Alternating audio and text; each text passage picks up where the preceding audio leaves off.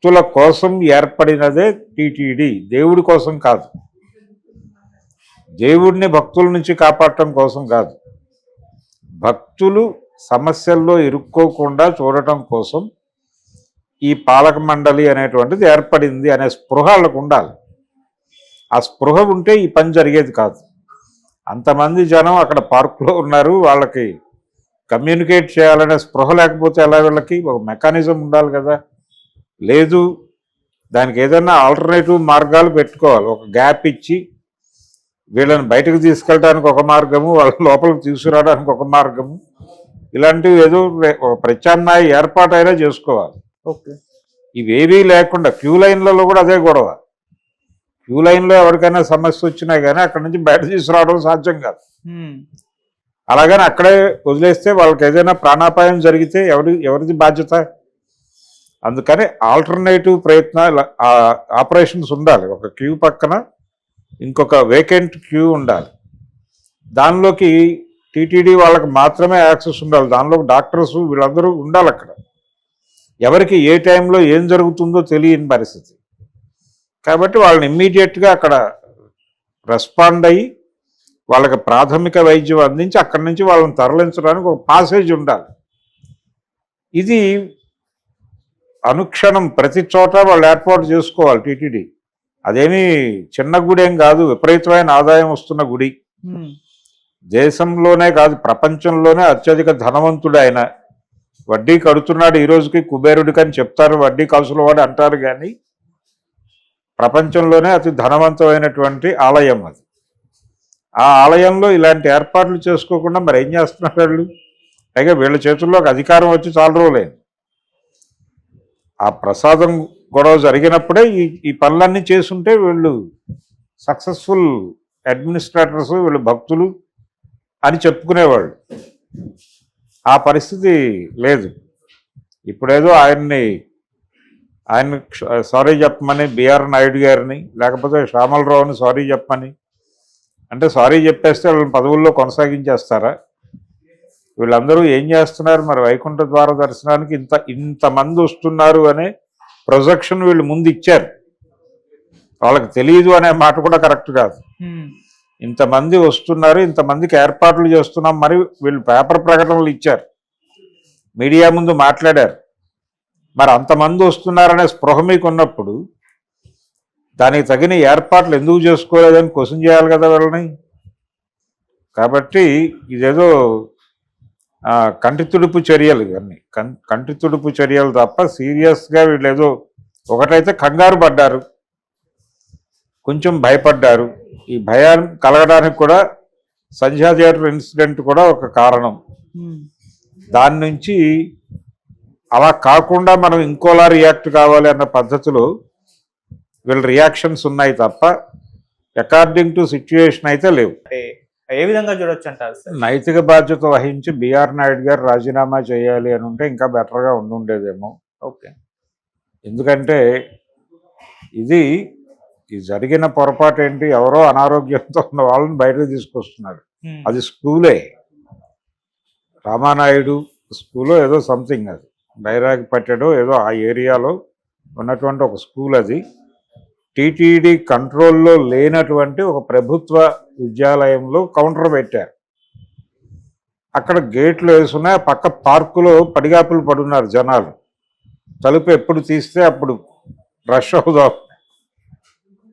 వీళ్ళు ఒక మైకు పెట్టుకుని అక్కడ, బాబు ఫలానా టైంకి టోకెన్లు ఇస్తాం, ఉచిత టోకెన్లు, అవేమి డబ్బులు కాదు. కాబట్టి ఒక మైకు పెట్టి, బాబు ఫలానా టైంకి మేము గేట్లు తీస్తాము, ప్రస్తుతం గేట్ తీస్తున్నాం, కానీ ఈ పర్పస్ ఇది, ఒక వ్యక్తి లోపల అనారోగ్యంతో ఉన్నాడు, అతన్ని బయటకు పంపిస్తున్నాం. ఎవరో మహిళ ఒక మాట వినిపించింది, ఎవరో పురుషుడు అనే మాట కూడా వినిపించింది. ఎవరైనా కానీ వీళ్ళు ఒక లోపల అనారోగ్యంతో ఉన్నటువంటి ఒక వ్యక్తిని బయటకు పంపించడానికి డోర్స్ ఓపెన్ చేశారు. వాళ్ళు అటు నుంచి రష్ అయ్యారు. ఇది గొడవకు కారణం అనేది మనకి ఎస్టాబ్లిష్ అయినటువంటి ఫ్యాక్ట్. ఇది మీరు మైకులు పెట్టి పోలీసుల్ని బందోబస్తు పెట్టి ఒక మాట చెప్పుకుంటే ఆడెవడు రష్ అయ్యేవాడు కాదు కదా. ఆ పార్క్ నుంచి, ఆ పార్క్ దగ్గరే మైకు పెట్టి, ఇదిగో మేము చెప్తాం, ఇప్పుడు ప్లాట్ఫామ్ మీదకి ఏ ట్రైన్ వస్తుందో అక్కడ అనౌన్సర్ ఉండి చెప్తారు కదా రైల్వే స్టేషన్లో. అలాగే మీరు కూడా మెయింటైన్ చేయాలి కదా కౌంటర్ పెట్టినప్పుడు. నిజానికి ఇంతకు ముందు కంటే కూడా ఎక్కువ మందిని అకామిడేట్ చేయాలి అనే ఉద్దేశంతో వైసీపీ ప్రభుత్వం జగన్మోహన్ రెడ్డి ఒక కొత్త పద్ధతి తీసుకొచ్చాడు. ఈ వైకుంఠ ద్వార దర్శనానికి సంబంధించి ఆయన సీఎంగా ఉన్న రోజుల్లో ఆయన ఏం చేశాడంటే 10 రోజులకు ఎక్స్టెండ్ చేశాడు. దీన్ని చేయటం ద్వారా ఏంటంటే చాలామంది చూస్తారు అని, చాలామంది చూస్తారు, ఈ 10 రోజులు పర్వాలేదు అని ప్రచారం చేయటం ద్వారా కొంచెం హడావిడి తగ్గించవచ్చు, రష్ తగ్గించవచ్చు అని అనుకున్నాడు. ఈ టోకెన్ సిస్టమ్ పెట్టింది కూడా జగన్మోహన్ రెడ్డి. ఈ టోకెన్ సిస్టమ్ని టోకెన్స్ ఇష్యూ చేసే సెంటర్ దగ్గర గొడవ అవడంతో టోకెన్ పెట్టినందుకు అతని మీద విమర్శలు చేస్తున్నారు. ఈ టోకెన్ సిస్టమ్ కూడా పెట్టింది అకామిడేట్ చేయటం కోసం. కాబట్టి ఇది ప్రొసీజర్. అక్కడ మైకులు పెట్టి చెప్పుంటే అంత గందరగోళం జరిగి ఉండేది కదా డెఫినెట్గా. ఆ పార్కులో మైకులు పెట్టి ఆ పార్క్ నుంచి బయటకు వచ్చి ఈ స్కూల్లోకి ఎంటర్ కావటం దగ్గర పోలీసుల్ని మోహరించి ఉంటే డెఫినెట్గా ఇన్సిడెంట్ జరిగి ఉండేది కాదు.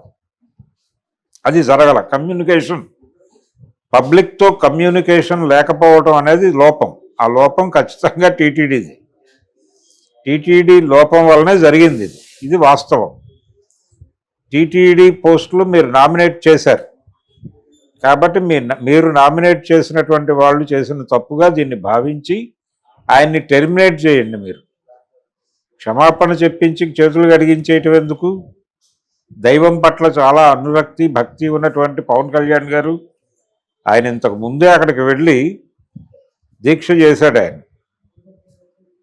ఏది ఆ ప్రసాదం కలుషితమైంది, కల్తీ అయింది అన్న సందర్భంగా ఆయన అక్కడికి వెళ్ళి దీక్ష చేపట్టి చాలా అగ్రెసివ్గా ఒక ఉపన్యాసం కూడా చెప్పాడు. ఆయన మరి చెప్పి తిరుమల నుంచి ప్రక్షాళన, సనాతన ధర్మ పరిరక్షణ అన్నాడు.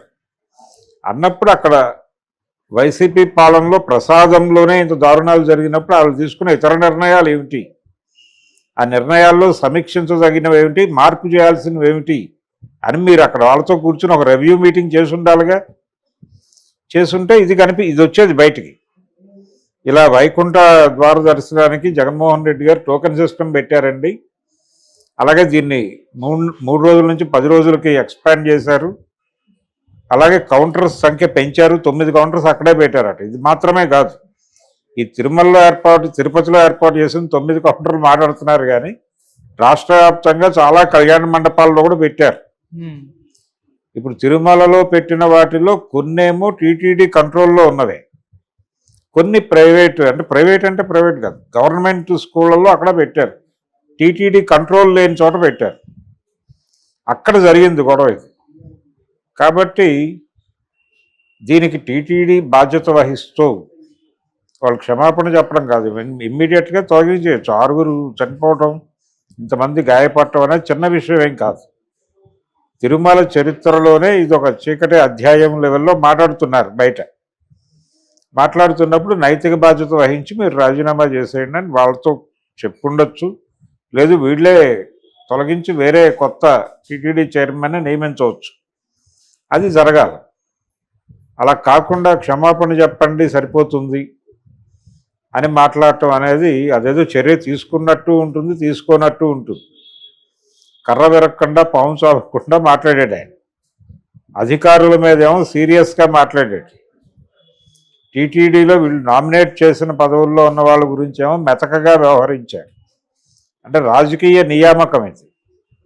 వాళ్ళేమో ఎప్పటి నుంచో అక్కడే ఉన్నటువంటి అధికారులు. ఇది మొత్తం మీద వ్యవస్థ దెబ్బతింది అక్కడ. ఆ వ్యవస్థని నడుపుతున్నది వీళ్ళే.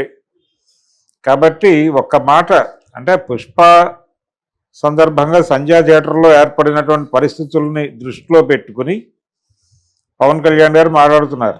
ఆ రోజున అల్లు అర్జున్ గబుక్కున వెళ్ళి సారీ చెప్పేసి ఉంటే గోటితో పోయేదాన్ని గొడ్డల దాకా తెచ్చుకున్నాడు అన్న టోన్లో ఆయన తర్వాత జర్నలిస్టులతో జరిపినటువంటి ఇష్టాగోష్ఠి కార్యక్రమంలో ఆ అభిప్రాయం దొర్లింది.